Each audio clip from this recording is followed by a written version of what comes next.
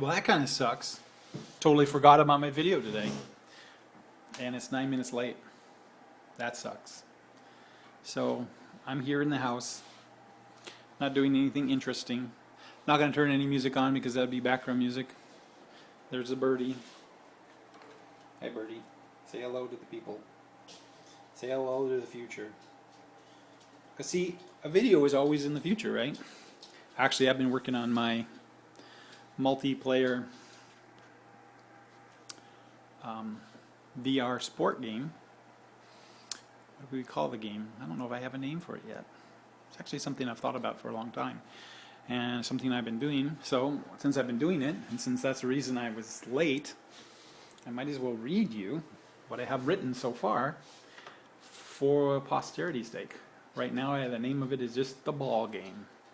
So it's a virtual reality ball game. It takes place using the Oculus Rift in some sort of contraption so you can create like a hoverboard effect. So I start this particular writing off with, do not think of a computer game. Think of an alternative reality sport. You're dropped into a world on a hoverboard.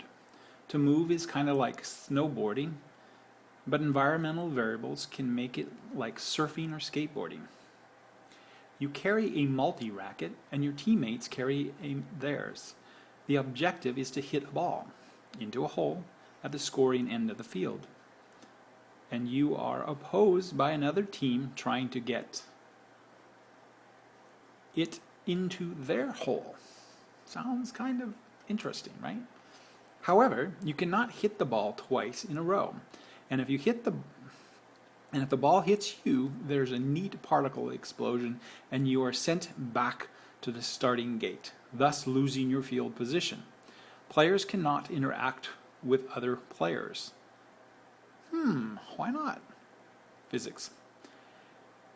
Physically, except to send them back to the starting gate. To do this, an opposing player or a team member has to hit the intersection of the racket hand and the racket. To make things more interesting, you can change the type of racket you hit the ball with on the fly, thus changing the characteristic of the ball flight path and affecting that environmental variable on the ball. The ball characteristic changes the instant you hit the ball with the racket. Thus the game is to score, but to score you have to use teamwork and you have to avoid being hit by the ball or by other players in the racket hand by a racket hitting surface. Clearly this makes the interactive physics simpler, but it also makes for strategy within strategies. Gaining field position will require you don't get sent back to the starting gate. Now a two-team game is the simplest to understand, but multiple teams would also be possible, and or multiple balls. Because the rules are governed by the environment, there would be no delay of game. Scoring could be continuous until a score was reached or a time was reached. From a technical perspective, the field size and environmental obstacles could change strategies, and this would give game enthusiasts an opportunity to develop their own game environments. So this is all based off of Oculus Rift and making a VR game based on an interactive, what do we call that? We call that, well, it's an interface. So touch screens are interfaces, and keyboards are interfaces. I didn't really have to show you the keyboard, but since it was there, I decided to show it to you anyways. So that's what I've been working on. What have you been doing?